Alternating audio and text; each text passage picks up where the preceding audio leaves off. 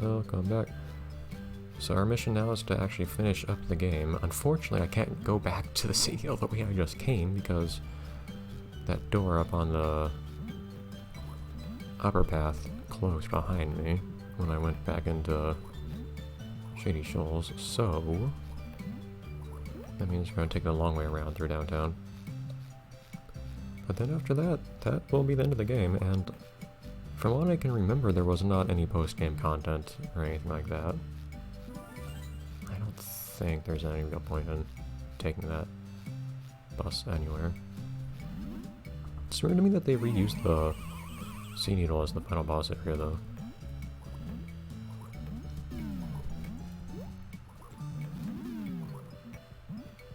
But I did look around through the game world in the PSP version after completing everything, and I don't believe there was anything to be seen.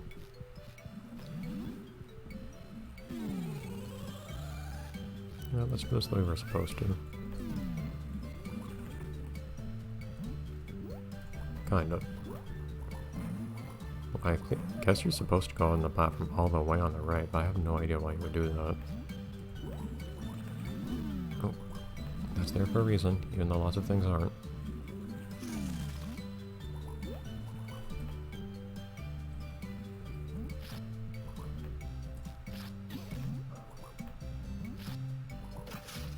Go. Oddly enough, I guess part of it is just not having the delay on the input anymore like I did in the PSP version.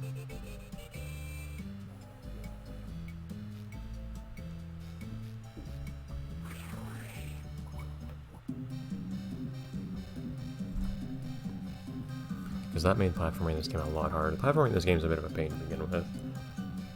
But it's even much more of a pain when you have outside factors making it worse. I also just knew where to go in this game, so I managed to avoid wasting as much time.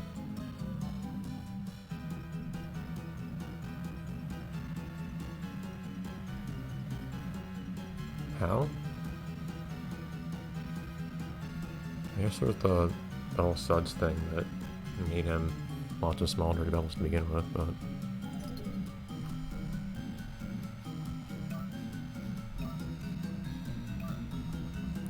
even before I came into this area, I think it said I had solved the, or completed that one. No.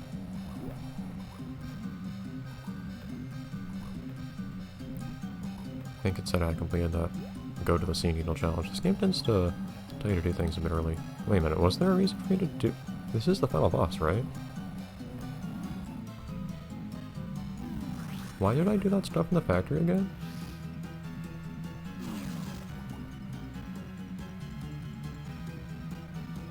Did I just jump on him?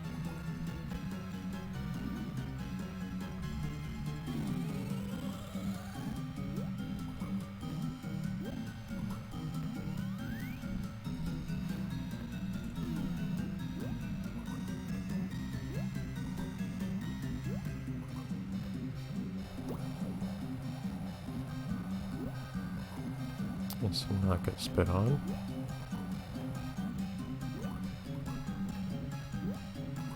Oh, so do I just have to... I think that's what it was. I think I just have to make my way to the left each time. And then that makes another random sphere of doom appear that I can throw on its pedestal and then activate. I'm not sure what those are actually doing, to be perfectly honest. Where they come from, or what their significance is. I wasn't really sure when we fought the Jumbo Shrimp either, for that matter. Come on, this drawing is hard. And I don't think you actually have enough time to... Yeah, you have to use some amount of bubble power for these, I think. At least for the last one. Let's not die, or we can just do that. That's fine too. You do use Spongebob. Yeah, so does it even tell me to go to downtown anymore? Or to the dirty bubble? No.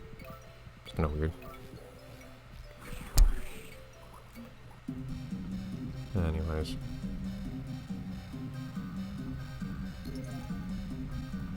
I'm tapping as hard as I can. Hello? Alright. Now we know what to do though. There's not really much going on here. I feared you'd have to use all your powers or something, but not really. Just run to the left a couple times. As far as I can tell. Probably not the best I completely forgot this last time too.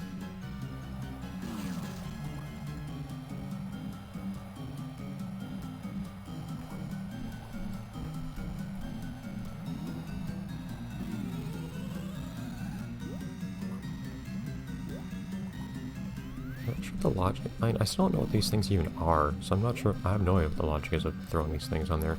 Nor do I know how me jumping on the bubble makes them appear. Like, is there any logic to this whole thing? Oh, great. I guess I could have actually used that jelly last time too. I just figured it would be interesting to try to do it with no damage. But now if I actually get into a bind, I'll use the jelly. It's probably the worst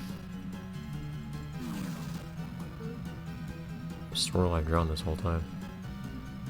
Yeah, see, it just appears. I just saw it appear off on the left. There's no logic to it as far as I can tell. I still don't know why I did anything at the factory. Like, lots of things in this game.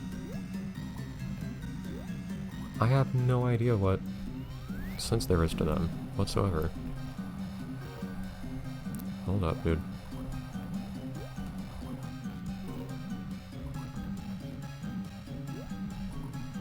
Just to have it for once. Approximately full life.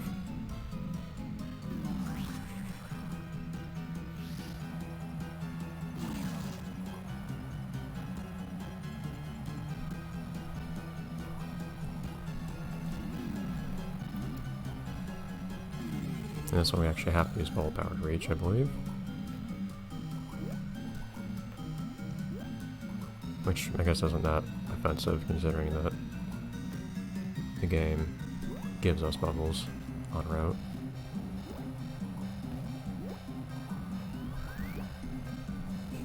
No, I forgot to actually heal myself a little bit more. Hold on. There we go. I'm still using up my bubbles. There we go. I guess it was activating the shrink ray that we apparently had sitting up there? Why do we have a shrink ray up there?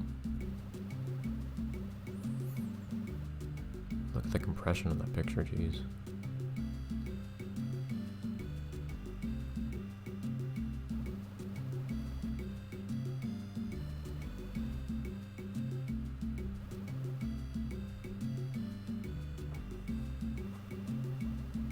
Stock pictures.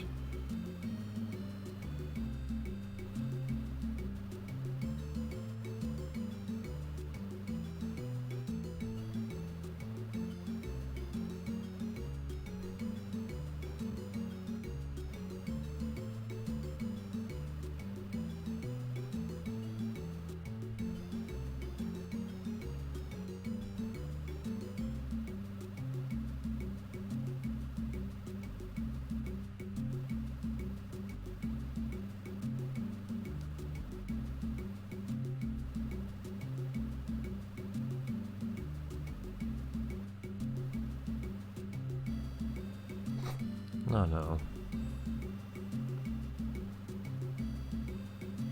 Back into it, you never stopped.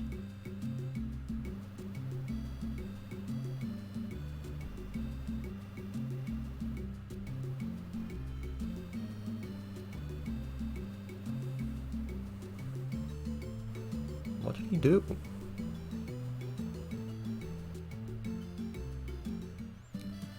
Character viewer. I don't remember there being a character viewer in the PSP version.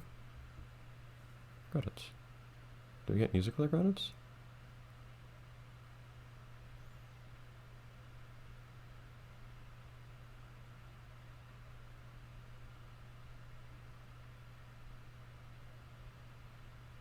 I guess we don't get credits. Well, great. Music in the credits, that is. Look at that character viewer. I don't remember that in the PSP version, so that could be something different for once.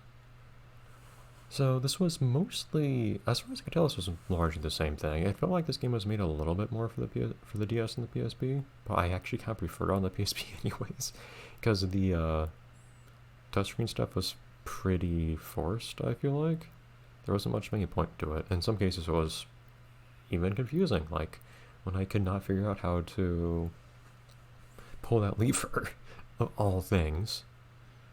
Yeah, this game's still just a weird mystery to me. I have no idea what kind of thought there was going into lots of it. All of side missions that do nothing, that accomplish nothing, that you get nothing for. And things like, I still have no idea what the point was of anything in the factory. Why did I restore the power? Why did I fix the machine? What did that do? Nothing as far as I can tell.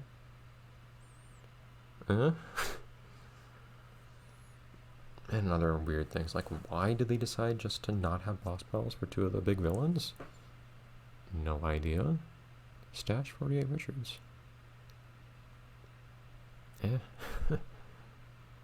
It's all quite odd to me. I think I really only noticed one actual change in level design. I think there was one small portion of the Kelp Forest that was slightly different. I think. Like a bridge area next to a camping area. But that's all I can remember being different at all. Everything else, as far as I could tell, was basically identical. It is interesting playing a game on multiple platforms and seeing them basically the same. And small differences, like how some screens seemed a little strange in the PSP version because they were designed with the DS in mind. Just you press a button to do this thing, for instance. Or how in the PSP version you got characters' names, not on this one. Which led to the really weird effect of getting to see Mrs. Puff's first name, which I don't even remember. And then strange things like, hey, no music here. I don't know. I still feel like this was basically Metroidvania by people that don't know how to make a Metroidvania. But it's... Well, I usually tend to say that these games are kind of harmless and amusing and entertaining, but I'm not sure it's really the case in this case. The game does kind of waste your time a lot. I just happened to get through this game with relatively little frustration this time since I knew what was going on most of the time. But there were places where it really could have just wasted time telling me to go somewhere, then come back, then go back there again, and all those sorts of things. But seeing the same thing on multiple platforms that are pretty different from each other is always interesting. I always find it interesting seeing ports of something that are pretty faithful, basically the exact same thing in each case, but on totally different platforms. The biggest one in my mind was actually the Jet Set Radio port on the Game Boy, which tried to be really similar to the Dreamcast version, which is a strange thing to think of, but actually succeeded surprisingly well in that.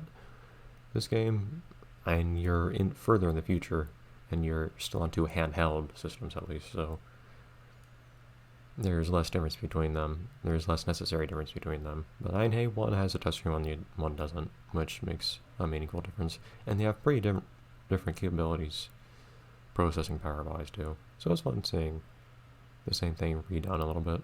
But I definitely think I made the right choice taking a bit of a break from the game before replaying it too. Even though that led to me forgetting some things. Still more random questions, like why were Married Man and Park Boy in the Krusty Krab at one point? Or how did that last boss fight even work? Why did they reuse the boss fight arena too, for instance? Weird things like that. It's an odd game. Odd game that I would really only, I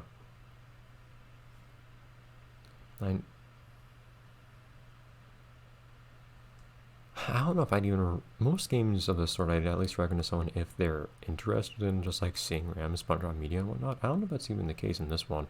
Before I ever actually saw this game, I did hear once. This was the only thing I heard about the game. It's basically just a bunch of fetch quests and not very fun ones. And I think that's basically correct. That's really what this game is as a whole. But it's a Metroidvania made up of fetch quests. But a kind of bad one. Where, for instance, I've said all the superpowers you get are basically just keys, and you don't get to rub them in. You don't get to use them in cool and fun places in different ways. In increasing quantities throughout the game, you just only ever get to use them on power pads. Oh well. And defeating enemies hardly even matters because most of the time you have no use for double power regardless. Hello, bird. So the thing you get from defeating enemies doesn't make much of any sense. Character viewer, what is this? I just get to see some animations of Spongebob.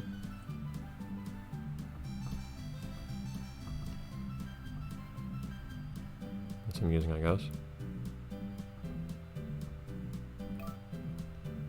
I just get to see their different animations. I never noticed Bronco Boy had teeth. I never saw Bronco Boy's teeth in this game. We worked really hard on these models. We want you to acknowledge them. Why is Mario Man rotating on the axis up his back? I think he shows all their animations, actually.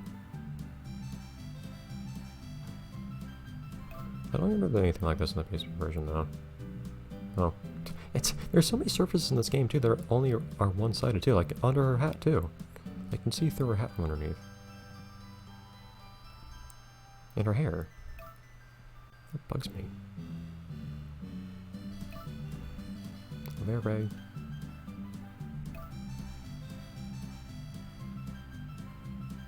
Oh, I never noticed her teeth look a little weird.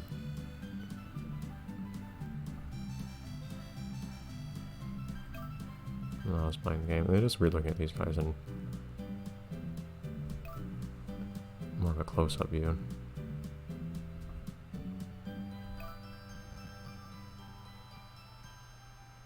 Yeah, you can actually see the back. I mean, her eyes have a texture on the back, at least. And nothing underneath. Straight through her. She doesn't have... Oh, she does have legs, though. Hey, man, Ray. You had a really silly fight. I see, everything is one-sided, but you can see the undersides of his feet, which is nice, I guess.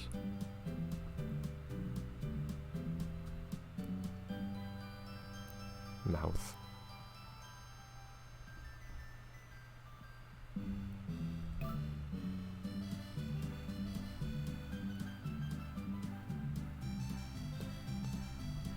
His eyebrow has a pack, at least.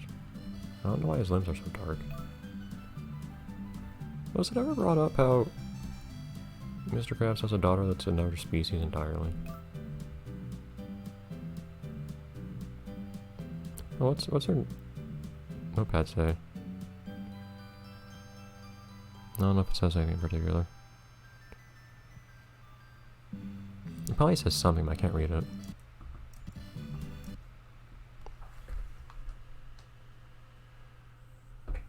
I can't tell. That was me pausing the game, by the way. Hey Gary, you look real nice today. Hey, you have an underside.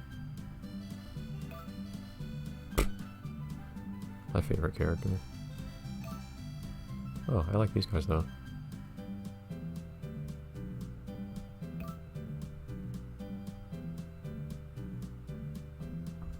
Yeah, this would be entertaining to see in the PSP version as well. I never really got to see you since you just died immediately. Again, one-sided crown.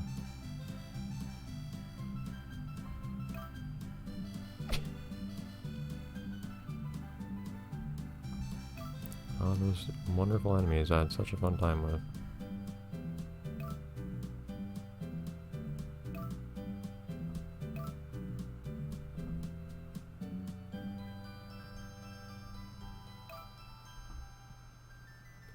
This guy was always a pain.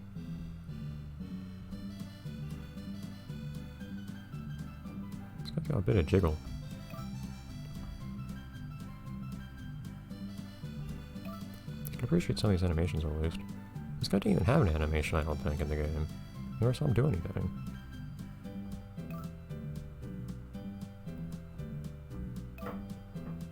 There you are, Sinister Slug is what you were. I completely forgot what your name was. Or what you even looked like. Bubble! His mouth is visible from the back, but not his eyes? Whatever. Alright, well that's that. So that's something new at least, I guess. Weird thing to be version exclusive, but anyways. Especially on the one with lower resolution, but whatever. I'll figure out what to do next. I don't know. Everyone.